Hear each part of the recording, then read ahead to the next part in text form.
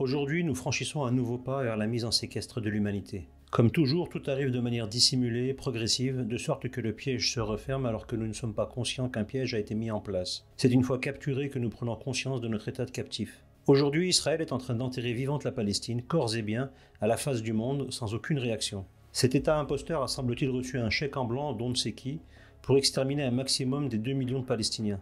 Évidemment, l'idée de voir un sacrifice humain pour honorer quelques entités démoniaques à l'orée de la date symbolique du 31 octobre, jour ô combien occulte où des forces psychiques et telluriques se croisent et s'entrecroisent, est absurde. Inutile donc d'en parler, surtout dans un monde athée sécularisé au possible et ne reconnaissant que le tangible et la matière. Nous parlons donc à des aveugles, ne perdons pas notre temps. Toujours est-il que face à cette boucherie et barbarie innommables, certains doivent profiter de cette situation pour se redorer le blason ou pour apparaître pour ce qu'ils ne sont pas. Beaucoup de naïfs tombent dans ce piège sans voir le jeu des piètres escrocs. Le charlatan du jour se nomme Elon Musk, multimillionnaire que tout le monde connaît désormais puisqu'il a racheté récemment Twitter, qu'il a rebaptisé X. Il est surtout connu pour ses voitures autonomes et son système de satellites à basse altitude dénommé Starlink. Cet incroyable projet de science-fiction est devenu réalité récemment. La montagne de billets verts amassés par notre cher Musk, hérité entre autres de sa colossale réussite avec PayPal, le moyen de paiement par Internet le plus répandu au monde, qu'il a revendu il y a quelques années pour une somme relativement coquette. Lui qui rêve d'implanter des puces électroniques dans le cerveau des hommes afin de les rendre bioniques, ce qui reviendrait à créer un homme augmenté, a besoin pour y parvenir d'un marchepied qui lui servira d'étape intermédiaire. Cette étape s'appelle Starlink, la bien nommée. En quoi consiste Starlink ? C'est très simple, c'est une constellation de milliers de satellites à très basse altitude qui permet une connexion Internet dans des endroits et des régions du monde où l'accès est relativement compliqué, voire impossible. Son système offre une incroyable avancée dans l'ère de la communication Internet. Actuellement, son système est en développement, mais il compte déjà plusieurs millions d'abonnés à travers le monde et ses voitures Tesla sont déjà équipées depuis 2023 d'une connexion Starlink relativement restreinte certes, mais qui existe tout de même. C'est sur ces entrefaites et la situation dramatique de Gaza que notre cher Elon fait son entrée sur la scène internationale. Il doit endosser le beau rôle et Israël le lui a offert sur un plateau. Quel rôle ?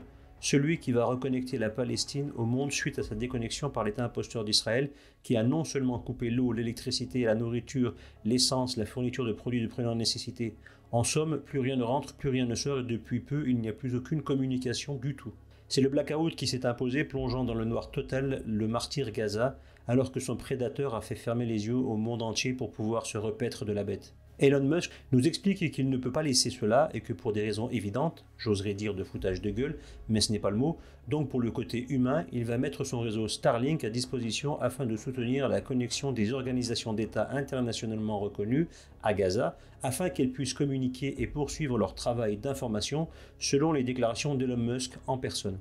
Le plus incroyable dans cette histoire, c'est que pour l'heure, beaucoup d'opposants au sionisme, au mondialisme, à l'asservissement de l'humanité et toutes ces grandes et nobles causes qui devraient nous motiver tous autant que nous sommes, trouvent cela génial et remercient Elon Musk pour ce geste altruiste qui grandit ce dernier et prouve sa générosité et sa bonté. L'amnésie fait parfois peur quand on sait qu'Elon Musk est tout sauf un humaniste et tout sauf un cœur généreux. Il est pour la réduction de l'homme à l'esclavage le plus démoniaque tel que professé par Yuval Noah Harari. Tout ce qu'Elon Musk a fait depuis qu'il est entré sur la scène internationale n'a été qu'au détriment de l'humanité et non à sa progression et son émancipation.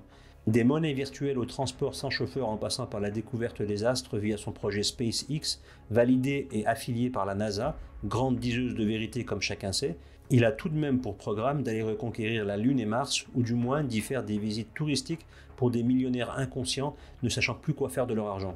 Tout ce qui concerne Musk va dans le sens du projet mondialiste de dictature universelle au détriment de la population.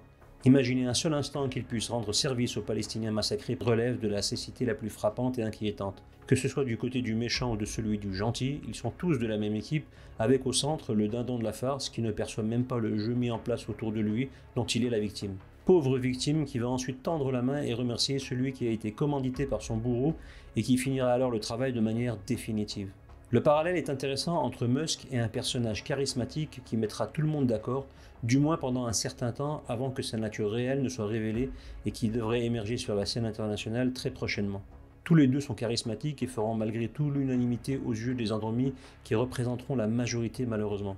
Seuls ceux qui auront encore un peu de bon sens, d'humanité et d'esprit critique pourront percevoir l'escroquerie actuelle de Musk et celle du prochain escroc qui devrait, dans un certain temps non défini, apparaître du côté de l'Iran et poursuivre son chemin jusqu'en Palestine occupée pour usurper un trône qui devra être reconstruit pour lui afin de l'introniser roi des Juifs. Le vrai cette fois-ci. Et jusqu'à ce que ce moment précis advienne, personne ne comprendra que ce personnage est celui qui va emmener l'humanité vers une guerre destructrice. En y réfléchissant un peu, on peut se poser la question de savoir si Elon Musk pourrait être ce personnage. Même si cette connexion est tirée par les cheveux, elle reste tout de même symptomatique de la façon dont va apparaître le charlatan des charlatans, l'Antéchrist. Doucement mais sûrement, il fera son chemin aux yeux des nations, n'ayant pas de soupçon quant à sa nature première. Mais de sympathique et d'agréable personne, il passera pour l'un des pires criminels en un claquement de doigts. Le projet de Musk sert justement à enserrer davantage l'humanité afin qu'elle ne puisse réagir à l'établissement du charlatan à venir, et c'est par les nouvelles technologies que cela passe. Le réseau Starlink n'est qu'une des pierres à l'édifice du contrôle total de l'humanité, ou du moins celle qui restera occidentalisée. Depuis l'espace à basse altitude, Musk pourra, avec ses satellites qui, pour l'instant, ne servent qu'à offrir Internet dans des lieux inaccessibles, une fois ces derniers armés, serviront à surveiller, contrôler et liquider tout opposant où qu'il se trouve sur cette planète. Aujourd'hui, certains sourient, mais demain, nous pleurons tous.